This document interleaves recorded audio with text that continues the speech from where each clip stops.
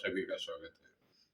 प्रसंगस में हम बात करेंगे राजस्थान के बाद में मध्य प्रदेश में भी पुलिस की सतर्कता की। बात करते हैं शुरू। हमारे प्रसंगस के कार्यक्रम में मैंने आपको बताया था कि राजस्थान पुलिस में डीजीपी के निर्देशानुसार आईजी महानिरीक्षक पुलिस कानून व्यवस्था अनिल टांक ने एक निर्देश जारी किया था, जिसके तहत प्रत्येक पुलिस कमिश्नर, आईजी, एसपी आदि को शाम को 6 से 9 बजे तक पैदल गश्त करने के निर्देश जारी किए थे। उसी तरह से अब मध्य प्रदेश के मुख्यमंत्री डॉक्टर मोहन यादव ने भी अपने गृह विभाग की बैठक ली, जिसमें अधिकारियों को निर्देश दिए कि बजाय शाम को अपने कार्यालयों में बैठने के सड़कों पर उतरें, पैदल घूमें, लोगों के बीच में जाएं।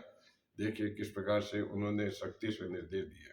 लेकिन इसकी भूमिका के पहले जाते हैं कि आखिर में इसकी जरूरत क्यों पड़ी, मध्य प्रदेश में क्यों जरूरत पड़ी। मध्य प्रदेश में रायसेन जिला है। रायसेन जिले के गोरबंद एक गांव है, जहां गांव में एक 6 साल की मासूम बच्ची से सलमान नामक युवक ने लॉलीपॉप देने के नाम पर उसके साथ में दुष्कर्म किया। उसको सड़क पर घूमते हुए देखा, लॉलीपॉप का उसको प्रलोभन दिया, जंगल में ले जा करके उसके साथ में दुष्कर्म किया। और सबसे बड़ी देखिए किस प्रकार की इंसानियत है उस व्यक्ति की, उस दुष्कर्मी की, कि उसने उसको जंगल में ही छोड़ दिया और खुद फरार हो गया वहां से। जब बच्ची नहीं मिली, तलाश की गई, तो बच्ची तड़पती हुई जंगल में मिली बड़ी सर्दी में। यह घटना है शुक्रवार की और आज हो गया बुधवार। लेकिन कल मंगलवार तक जब पुलिस उस सलमान नामक व्यक्ति को पकड़ने में असमर्थ रही, तो मोहन यादव ने गृह विभाग के अधिकारियों के, जिसमें मुख्य रूप से पुलिस अधिकारियों की एक बैठक बुलाई, नाराजगी व्यक्त की और संतोषजनक जवाब नहीं देने पर रायसेन के एसपी सतीश पांडे को उन्होंने एपीओ करने के आदेश दिए। वहीं 2 सीआई को भी उन्होंने लाइन अटैच कर दिया। सबसे बड़ी बात देखिए, इसके बाद में पुलिस हरकत में आई। हालांकि पुलिस उस दिन से हरकत में थी, घटना के दिन से ही। बच्ची का उपचार अब देखिए अव्यवस्था कहाँ भी होती है। बच्ची को जब गोरबंद जब उसमें उसको तड़फते देखा गया, तो पास में ही एक अस्पताल है सरकारी, जहाँ उसको ले जाया गया, तो वहाँ 2 घंटे तक एम्बुलेंस नहीं मिली। जब 2 घंटे एम्बुलेंस नहीं मिली तो बच्ची की तबीयत और ज़्यादा खराब हो गई। उसको भोपाल एम्स ले जाया गया, जहाँ उसकी स्थिति ऑपरेशन करने के बाद भी स्थिर बनी हुई है। इस संबंध में पीएमओ को भी सस्पेंड कर दिया गया है। खैर ये तो प्रशासनिक कार्रवाई होती है, लेकिन शो को नोटिस दिए जाते हैं, वापस नौकरी पर आ भी जाते हैं, कोई बड़ी बात नहीं है। एसपी साहब को भी भले ही उन्होंने एपीओ कर दिया, लेकिन वो फिर भी एसपी ही रहेंगे। दूसरी तरफ देखते हैं इस पहलू की, तो वहाँ पर अब उस सलमान की खोजबीन के लिए पहले 10,000 का पुलिस ने इनाम घोषित किया था, लेकिन अब आज उस पर 30,000 का इनाम घोषित किया। और आप ताज्जुब करेंगे कि दुष्कर्मी इतना मतलब जो है होशियार है कि पुलिस की पकड़ में नहीं आ रहा है। 20 टीमें, जिसमें एक टीम के अंदर 15 पुलिसकर्मी अधिकारियों सहित है, 20 टीमें उसको ढूंढने के लिए लगी हुई है, लेकिन उसका कहीं भी पता नहीं चल रहा है।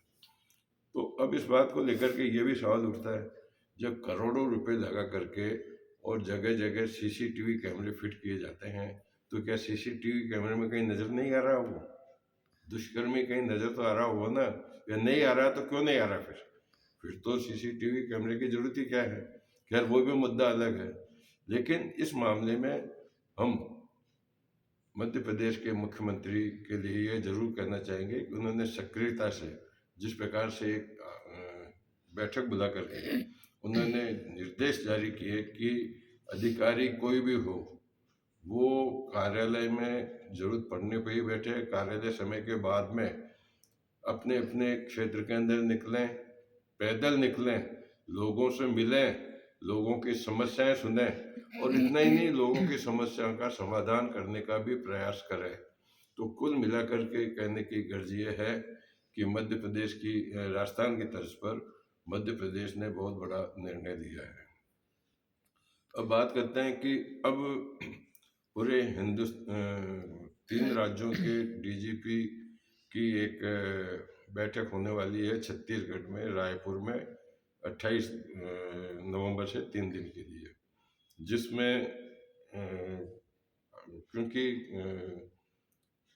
सीमा क्षेत्रीय प्रदेश हैं मध्य प्रदेश, राजस्थान, छत्तीसगढ़, तो इनके लिए जो एक डीजीपी की सारी बैठक हो रही है, जिसके अंदर इसी संबंध में कुछ नए निर्णय भी लिए जाएंगे। तो कुल मिलाकर के आज के प्रसंग को यही विराम देते हैं, लेकिन इसमें हमें यह भी ध्यान देना चाहिए कि हमारे बच्चों को सड़क पर घूमते हुए नहीं छोड़ें। अगर छोड़ भी रहे हैं तो किसी के भरोसे छोड़ें।